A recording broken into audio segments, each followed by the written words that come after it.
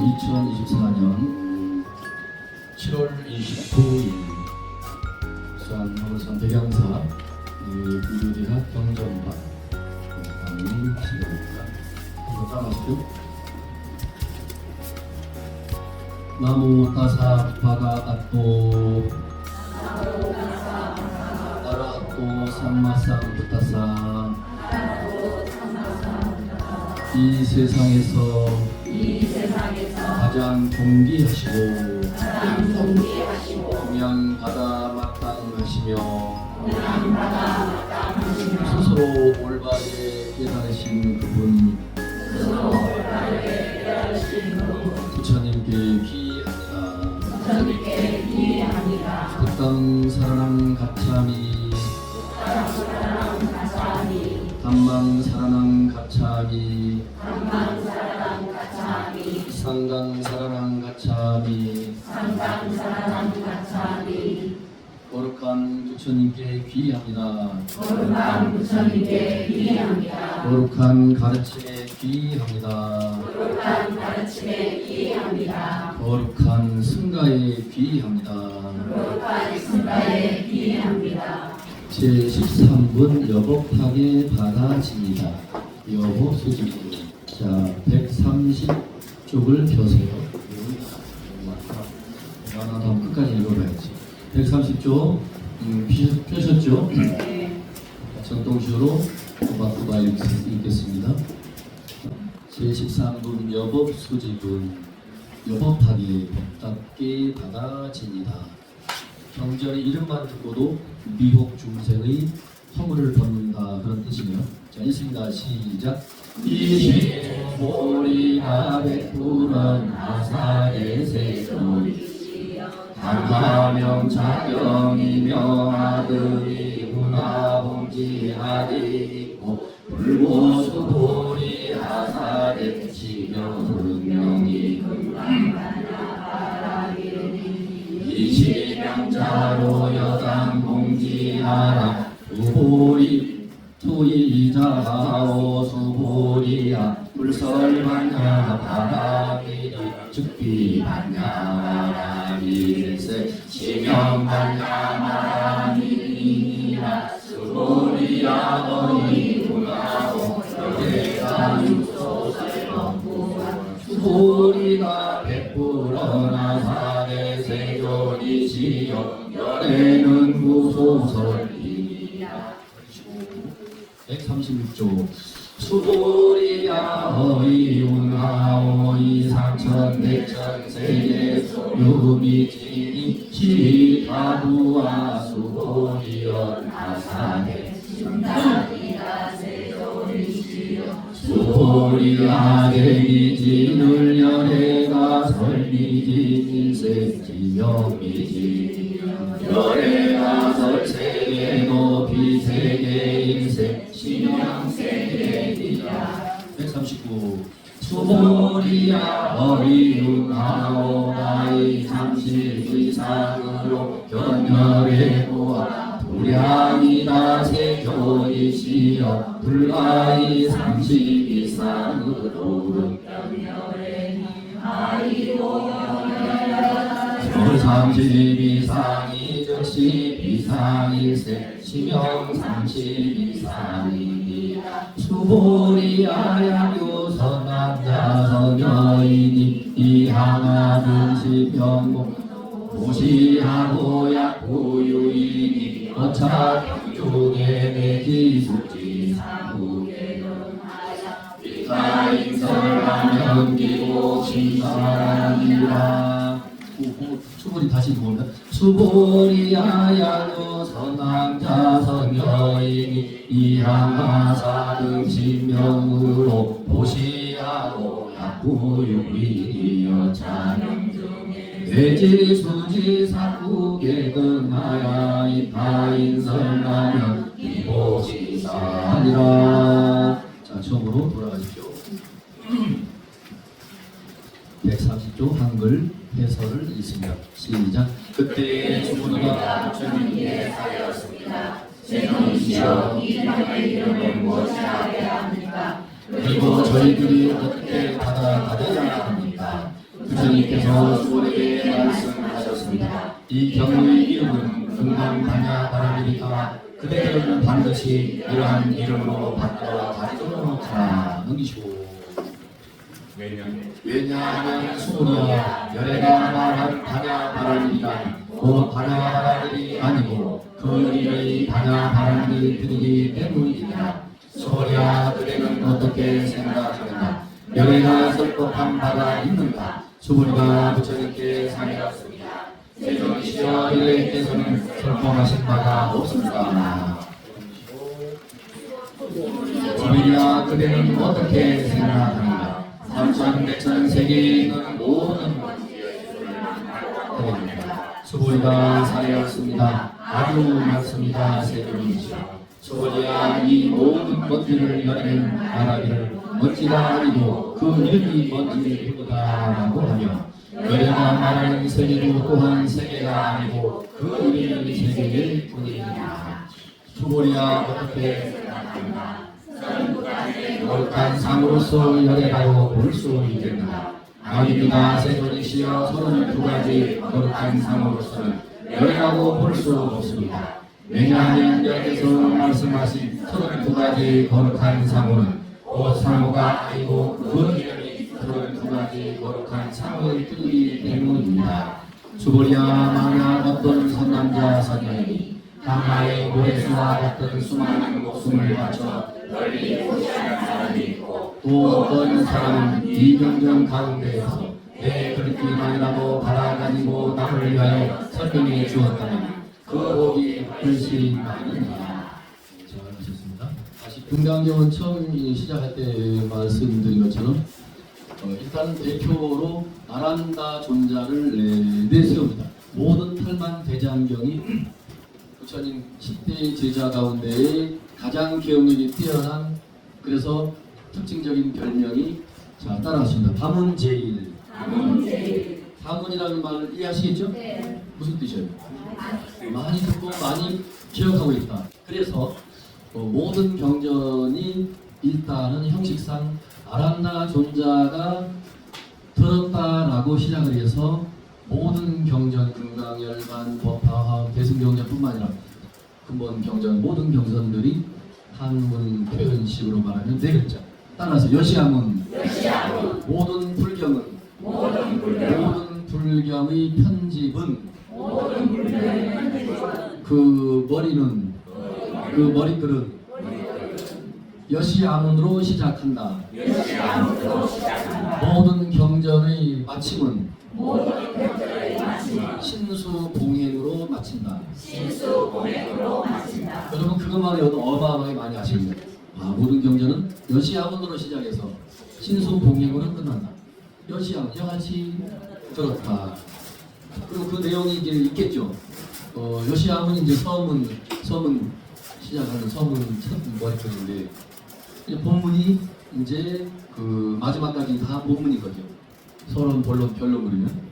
그리고 마지막에 결론 부분에 가서 신수봉행하고 맞춰요.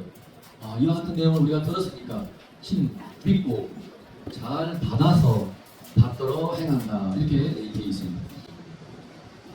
오늘 우리가 이 백양사 불교대학 경전반에서 오늘 배우는 금강경의 그 내용은 제13분 여법 수지분이죠. 이 법답게 잘 받아지녀라는 뜻이에요. 이제 그 공부를 합니다. 자, 이 처음부터 여기 첫 번에는 읽어야 돼요. 한글 해석을 다시 읽습니다. 시작. 그때 수고리가 부처님께 상의하였습니다. 세존이시여 이 경의 이름은 무엇이라 해야 합니까? 그리고 저희는 어떻게 받들어 가져야 합니까? 부처님께서 수고리에게 말씀하셨습니다. 이 경의 이름은 금강반야 바람이다. 그대는 반드시 이러한 이름으로 받들어 가시도록 하라. 재밌어요. 이게 재밌는 게 처음부터 금강반야 바람이 이름이 안 나오고 13장 13문쯤 와서 소보티가 질문을 하고 부처님께서 13장까지 오면서 이 반야사상 또 다른 말로 즉비사상 부처님은 모든 설법을 해놓고 나는 한 말도 한 적이 없다. 설법을 하셨는데도 열애가 만약 설법을 했다라고 너희들이 주장한다면 열애를 부처를 비방하는 것이다 라고까지 아주 강력한 말씀을 하시는 거죠. 여기 와서 지금까지 말씀을 13장까지 와서 지혜, 반야에 대한 얘기를 쭉 하시고 하시다가 수보리가 지금까지 부처님 말씀을 잘 들어줬는데요.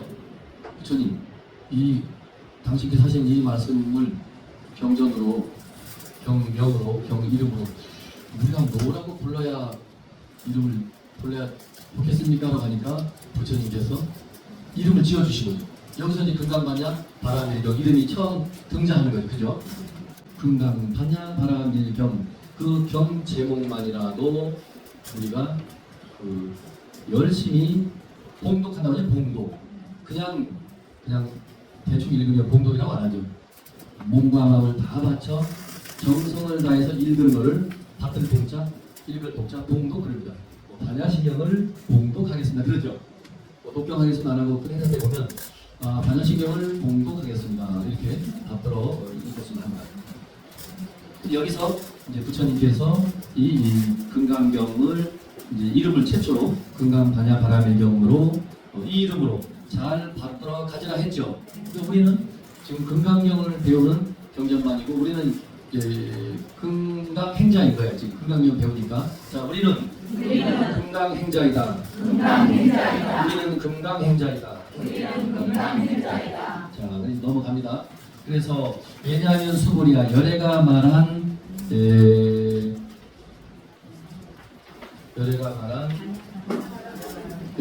반야바라밀이란 곧 반야바라밀이 아니고 그 이름이 반야바라밀 뿐이기 때문이니라. 수보리야 그대는 어떻게 생각하는가? 열애가 설법한 바가 있는가? 수보리가 부처님께 사하였습니다. 세존이시여 열애께서는 설법한 바가 없습니다. 이게 이제 여러분이 금강경 공부를 계속하면서 금강경의 논리에 여러분이 어떻게 보면 흡수돼야 되고 여러분이 금강의 논리를 또 반대로 흡수를 하셔야 돼요. 금강경이 왜 이런 식의 논리, 즉비사상, 부정의 이 논법으로 이렇게 설법을 하실까?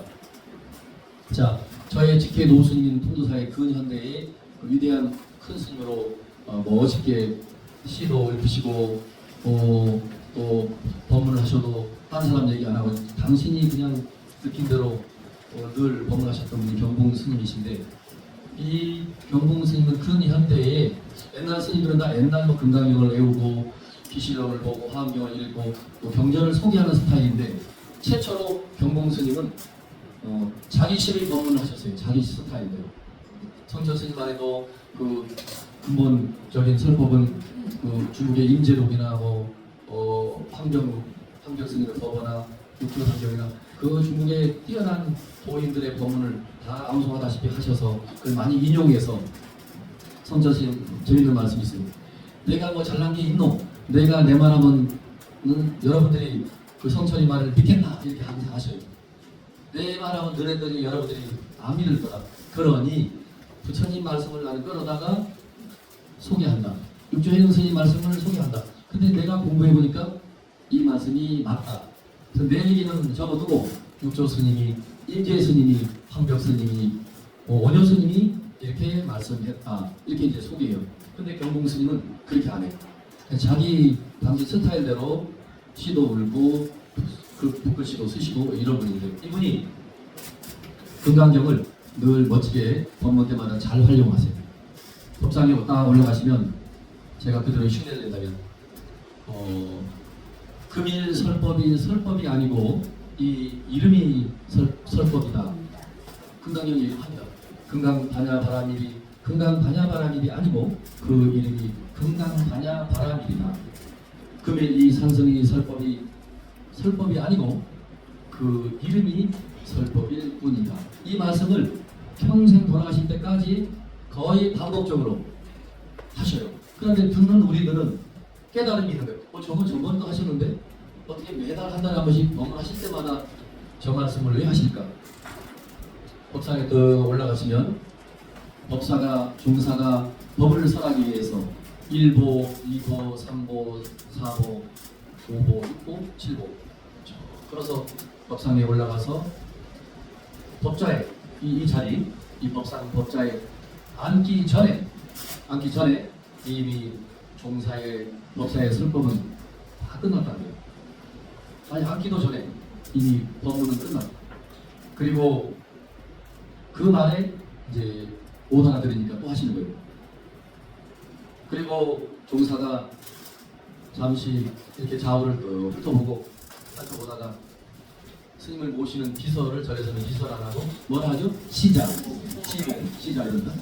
또 시자야, 어린 스님한테는 시자야 그래요. 시자야 일어나서 향을 일주천향, 향을 불전에 향로에 올려라 이러시고, 그러면 시자가 나와서 향을 묻고 물러가면 시자야 부처님 전에 향을 올려라 하는 이 말 속에 종사의 법문이 다 끝났다 이거죠. 이런 말씀을 경봉 스님은 늘 하셔요. 이 지금 금강경에 보면 여러분이 여기도 지금 약간 우비 스님이 설명해놨지만 요즘 쉽게 설법하는 사람들이 많이 인용합니다. 이 금강경에 대해서 이게 열애를 열애라면 열애가 아니다.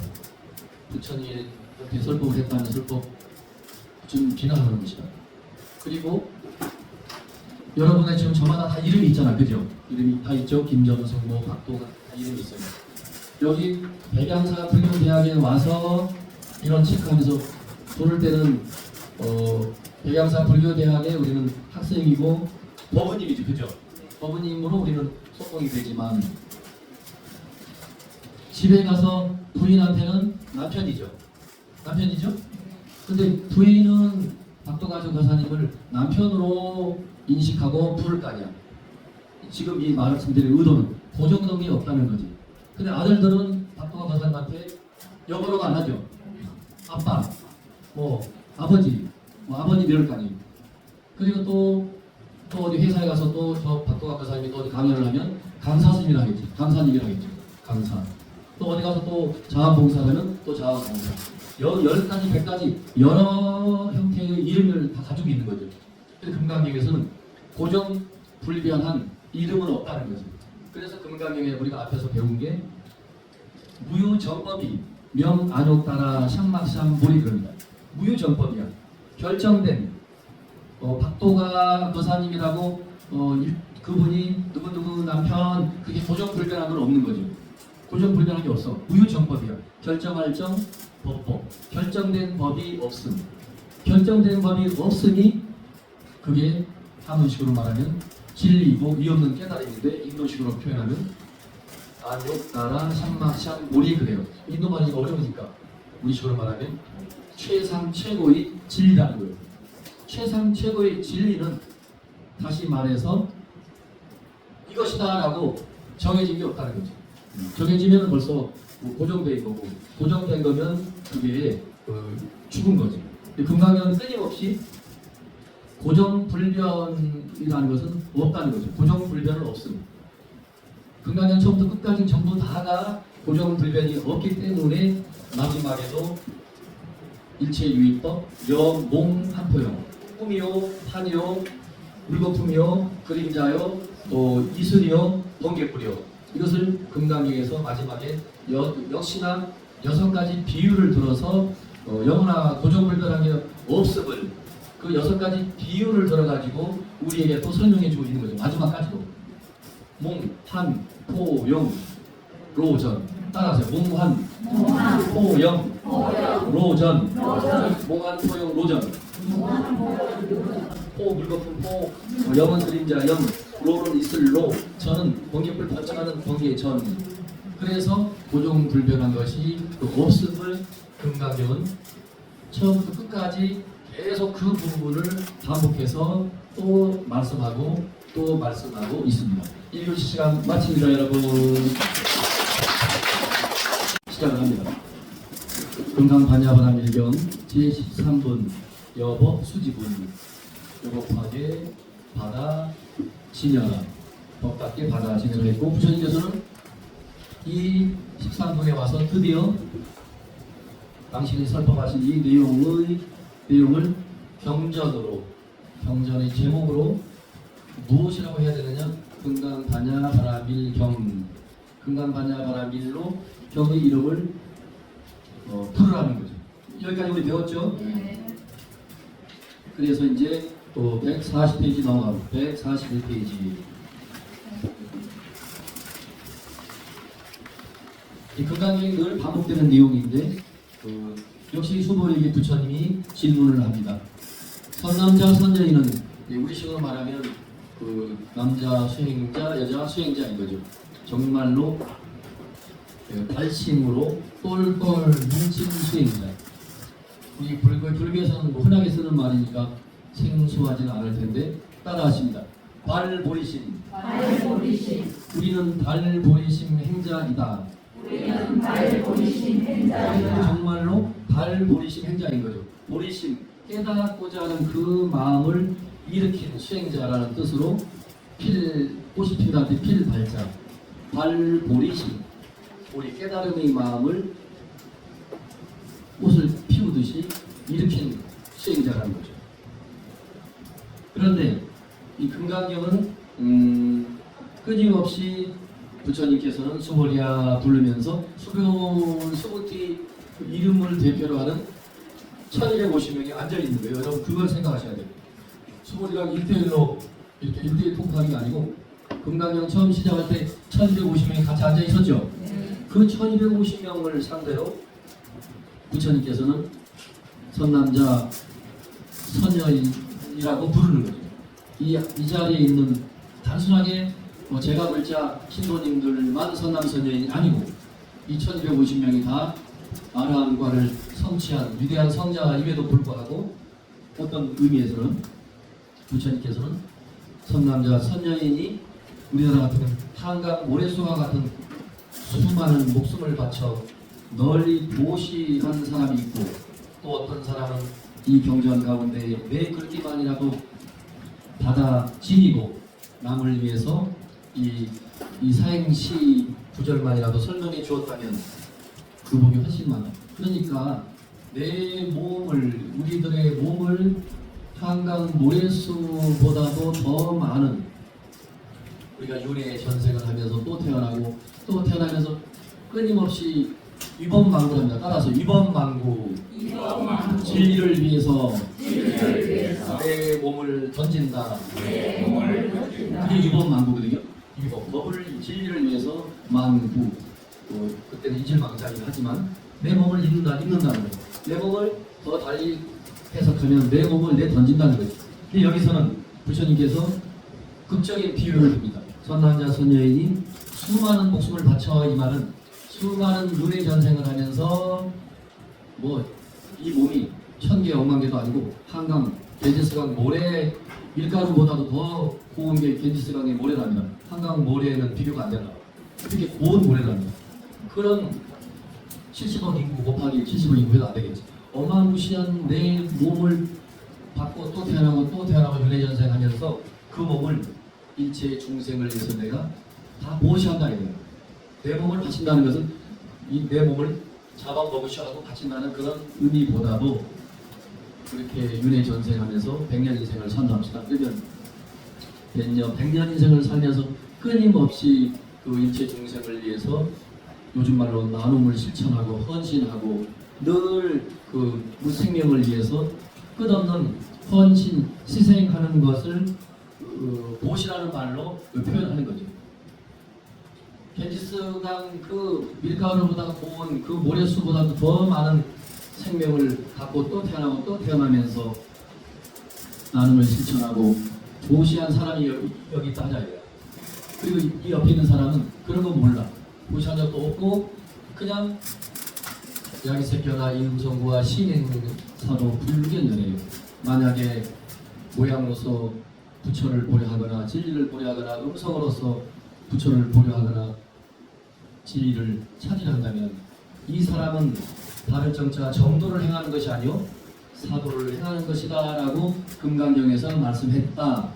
이 말을 잘 자기가 암기하고 암송해서 잘 소화를 시켜서 이게 무슨 뜻이야? 라고 다른 사람에게 잘 전달해 준다면 이 사람이 겐지스강 모래 숫자보다도 더 많은 윤회 전생을 하면서 나눔을 실천하고 헌신적인 삶을 살았다고 해도 이 사람보다 이 금강경 사행시만이라도 전해준 사람이 그 복이 5천만 배 더 크고 높다 이거예요. 말 다 했죠? 그만큼 이 금강경은 누차 말씀드리지만 제가 누차 말씀드리고 싶어서가 아니고 금강경은 처음부터 끝까지 반복적으로 이런 말씀을 해요. 끊임없이 상을 여의고 보시하는 공덕. 아까 누가 떡을 끝까지 이러면 안 밝히는 사람처럼 이게 이제 다 상을 여인 거예요. 나 내 이름 밝히지 마세요. 어디 불이웃돕게 뭐 100만 원 누가 기부를 말하면서도 구청장 찾아가서 절대 제 이름 밝히지 말고 부한 분들을 쌀이라도 이 100만 원 가지고 뭐 10kg짜리 50%라도 사서 나눠줬으면 좋겠다. 이름을 밝혀야죠. 이름을 절대 밝히면 안 됩니다. 이게 이제 예수님 말씀, 예수님 하는 일, 오른손이 모든 하나님, 그것도 똑같은 부처님 말씀. 금강경 가서 똑같아요. 결국 그 표현만 다를 뿐이지 나를 내세우지 아니하고 자기를 숨길 것도 없는데 자기를 끝까지 내세우지 아니하고 그 남을 위한 그런 나눔의 실천, 불교식으로 말하는 보시행, 그게 굉장한데 금강경에서 처음부터 끝까지 물질적인 어떤 보시, 돈, 떡 이런 거, 탑을 뭐 1000개를 지었다, 절을 수만 개를 지었다, 이런 모든 것을 그냥 거친 표현으로 말하면 개무시하는 거예요. 개무시하는 거예요. 백양사 다니면서 제가 시주를 얼마나 했는데 그런 건 다 개무시하고 그냥 금강경을 읽었느냐 안 읽었느냐만 묻는 거예요. 예, 읽고 있습니다. 그 사극회를 한번 외워보시오.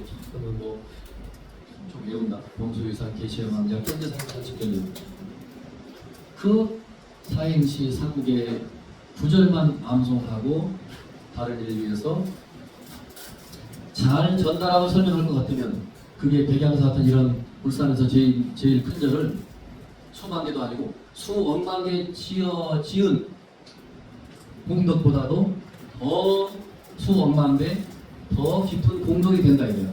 금강경이 처음부터 끝까지 그렇게 강조해요. 다른 경전에는 모래, 강가 모래, 바닷가 모래 사장에 장난으로 부처님을 그리고 장난으로 탑을 이렇게 만드는 척만 해도 그 공덕이 무량하다고 했거든요.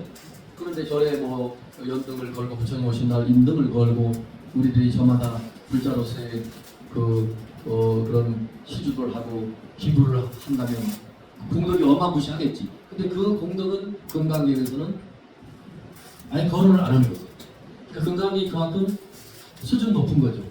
자, 따라하시면 금강경은 유형의 공덕보다 무형의 공덕을 칭찬하는 경전이다. 금강경은 유의의 공덕보다 무의의 공덕을 찬탄하는 경전이다. 그러니까 유의가 유형이라고 설명할 수도 있고 무의가 모양이 없는 무형이라고도 설명할 수 있겠어요. 이건 지금 갑자기 떠오른 거예요. 갑자기 내 머릿속에서 무의, 어려운 말인데 유형, 무형으로 0.1초 만에 설명하면 어떨까. 저도 지금 제 머릿속에 여기 브레인한테 상의도 안 해보고 먼저 쏟아낸 거예요. 근데 말이 되는 것 같아요. 역시 내가 좀 똑똑해요. 이게 역시 진짜 똑똑한 사람은 똑똑하다 알아요. 노자 도답경에 도가도 비상도 명가명 비상, 도를 도라면 도가 아니고 명가명 진짜 이름은 이름도 없다는 게 금강경하고 비슷해요. 또 노자 도답경의 첫 구절이 도가명 비상도요, 명가명도 비상명이라 그런 말이 있는데 중국식 표현이에요. 전번에 따라하셨죠? 따라하세요. 격의불교. 중국의 노자든 장자든 불교가 중국에 전해 오기 이전에 중국 나름대로의 여러 사상이 있을 거냐, 그죠? 그 여러 사상의 불교의 경전을 짜 맞추는 거예요. 그래서 중국 사람들이 만년 2만년 흘러내리면서 자기들 머리로 이해하기 좋은 자기들 방식대로 번역을 한 거죠. 그러면서 인도의 어려운 말을 중국 한문으로 무의형이라고 할 수 있고 유의는 이제 유형이라고 할 수 있죠. 그래서 이 금강경은 끊임없이 처음부터 끝까지 무형의 공덕을 찬탄하는데 그 무형의 공덕이 다른 것이 아니고 처음부터 끝까지 육조 행성이 강조했던 따라하십니다. 무주, 무념, 무상, 무상, 무념, 무주. 무념, 무상, 무주의 그 정신에 입각해서 우리들이 인생 100년을 불자로서 이제 살아가자 이거죠. 무념의 정신, 무주의 정신, 무상의 정신. 무상의 정신은 아까 말한 대로 왼손이 하는지 오른손이 뭘 하는 게 무상의 정신이에요. 모양 없음이니까 자기를 내세우면 안 되는 거죠.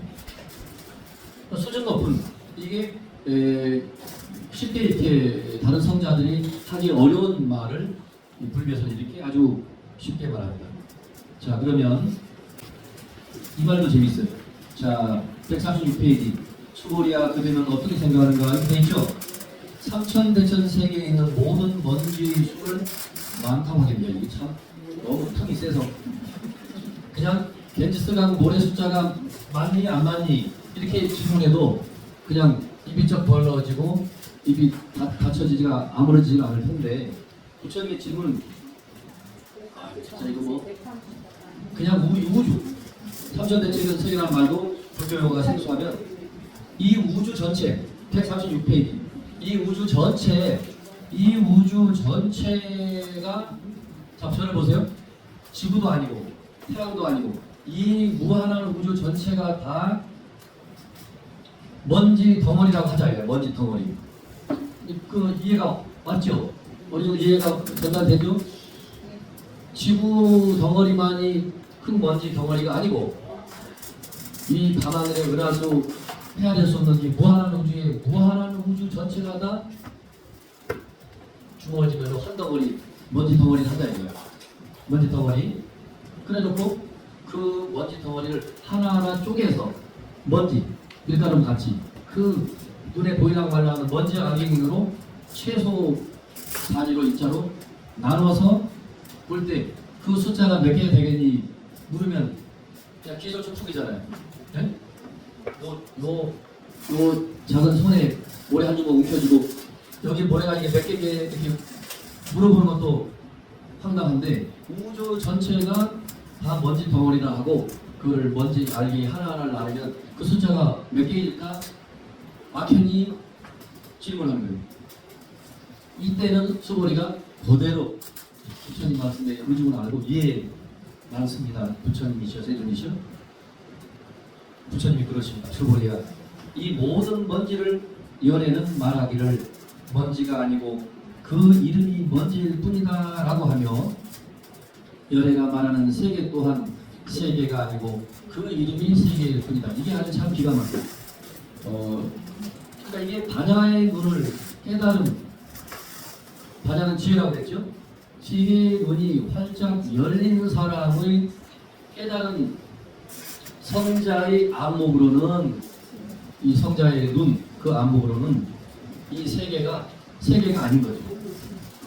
이 무한한 우주 경원이 전체가 그 먼지라고 하면 그 먼지 알갱이 하나하나가 헤아릴 수 없지 많겠지만 금강경에서는 알고 보면 만리 정리 따질 것 없이 결국은 다 공으로 돌아가는 거죠.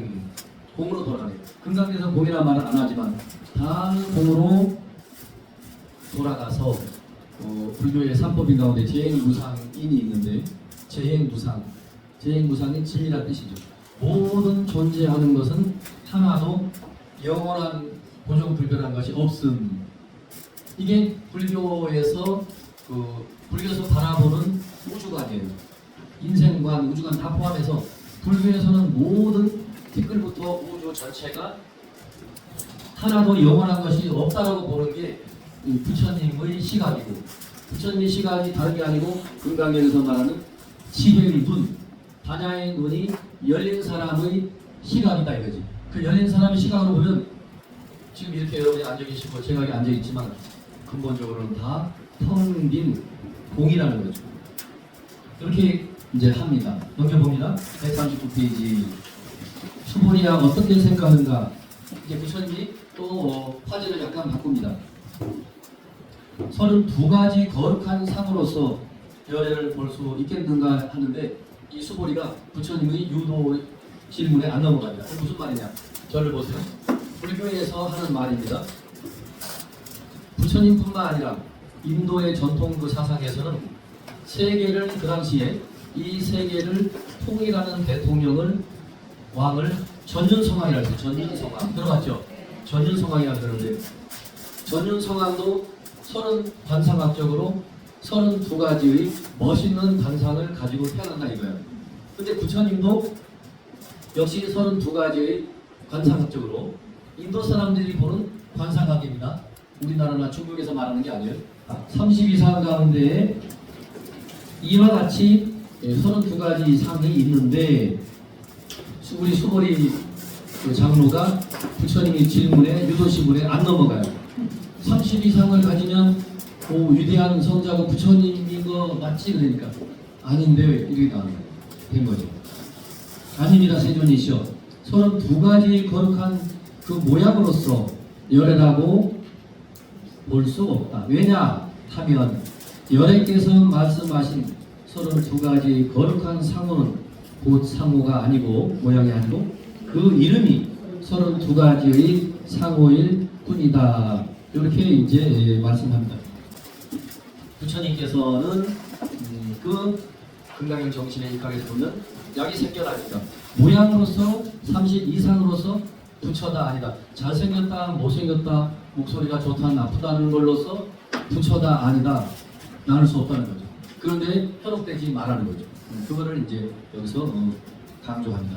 그래서 금강경은 아까 이미 설명한 대로 이와 같이 부처님을 32상으로도 평가하지 말고 32상으로 그리고 그 유형의 어떤 복전을 많이 기부하고 헌금하고 뭐 그런 유형적인 공덕을 짓고 그런 것으로서 최상위 공부를 삼으면 안 된다는 거죠.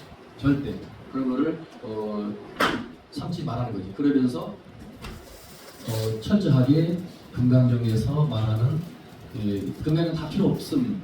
사구계만이라도 잘 수지 복송하고 늘 그거를 잘 본인 이제 깨우치도록 노력을 해야 됩니다. 자, 따라하십니다. 금강경 사구계를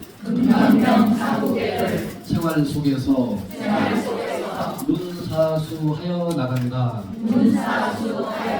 멋있는 말입니다. 불교에서 쓰는 멋진 말인데 이걸로 마무리합니다. 문, 사, 생각사, 수, 닦을 수입니다. 불교 공부하면 어떻게 보면 문사수 공부예요. 문사수 듣고 금강경을 사구계를 들었죠. 왜 양이 생겨나 이음성구와 신인사도 불능이 왜 이런 가르침을 주셨을까? 깊이 사유해야 돼요. 사유. 듣고 자기가 읽고 듣고 깊이 사유하는 그러면서 그 자체가 우리의 수행이 되는 거죠. 아까 관음질 법당에서 똑같은 말씀했는데 따로 수행하는 도량이 따로 있는 게 아니에요. 나는 많이 들었고 또 많이 사유했는데 지금부터 이제 어디 어떤 절에 가서 어느 선원에 가서 내가 수행을 해야지 이렇게 생각하면 오산이에요. 늘 자기가 주어져 있는 현실 속에서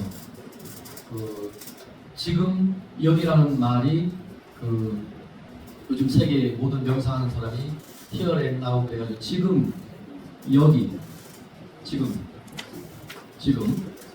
여기 지금 여기를 벗어나서 따로 선방이 있거나 따로 부처님 도량이 있다라고 생각하면 금강경 공부를 우리가 헛한 거지.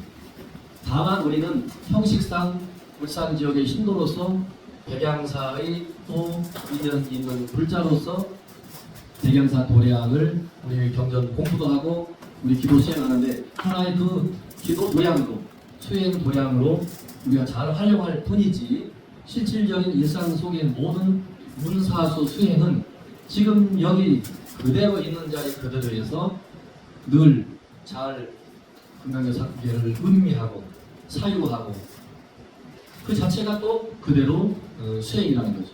그런 거를 마지막으로 강조해 주고 싶습니다. 7월 마지막 주 우리 금강경 경전 강의를 마칩니다. 그동안 전반기 경전 공부하신다고 모두 대단히 수고 많으셨고 8월 한 달 방학을 여러분 멋지게 즐겁게 하시고 9월 달에 여러분 다시 뵙겠습니다. 성공하십시오.